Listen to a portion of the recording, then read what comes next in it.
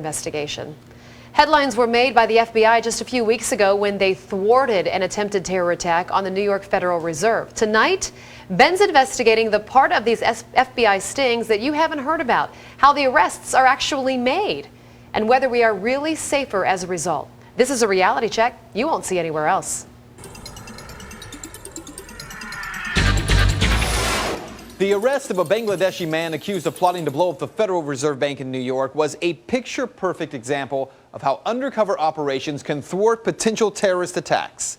At least that's the claim of law enforcement. But is it true? Here's the backstory. Earlier this month, the FBI arrested a 22-year-old Bangladeshi student. They say he came to the United States to blow up a car bomb outside the Federal Reserve building in Manhattan. Prosecutors say the student was apparently motivated by al-Qaeda but not affiliated, and his attempt to detonate a 1,000-pound bomb was foiled by the FBI. So what exactly is the FBI foiling? An investigation by Mother Jones and the Investigative Reporting Program at the University of California, Berkeley, took a look at the prosecutions of 508 terrorism defendants since 9/11. And what was found?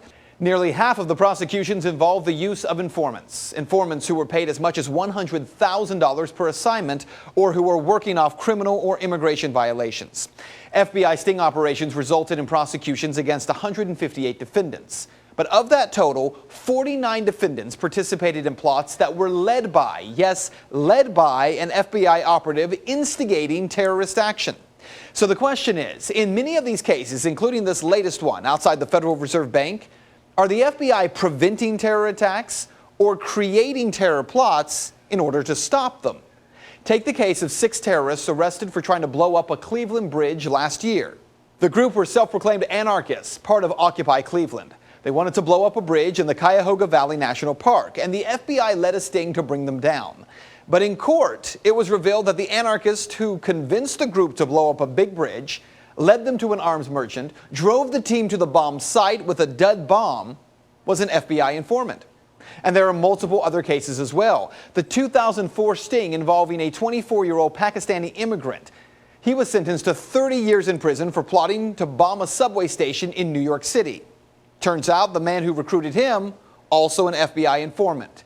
His lawyers say that he was entrapped. So is this entrapment? Let's talk about that for a minute, because the legal definition of entrapment means that the FBI can provide bombs, guns, or money, but if the suspect originally intended to commit the crime, it's still not entrapment.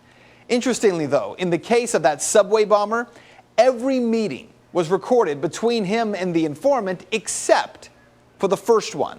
In fact, many of these FBI sting cases, key encounters between the informant and the target are not recorded. And then there's the case of the Newburgh Four, 4 black Muslim men sentenced for plotting to blow up a Bronx synagogue.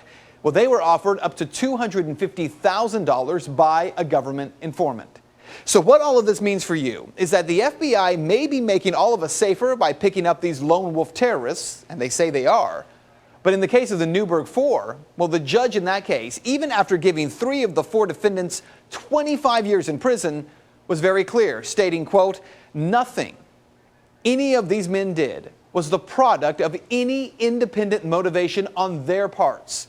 She went on to say it is beyond question that the government created the crime here.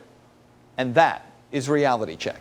You can find the sources for the story posted on our website at fox19.com. And if you'd like to make your voice heard on the story, head over to Ben's Facebook page. You can find it by searching Ben Swan.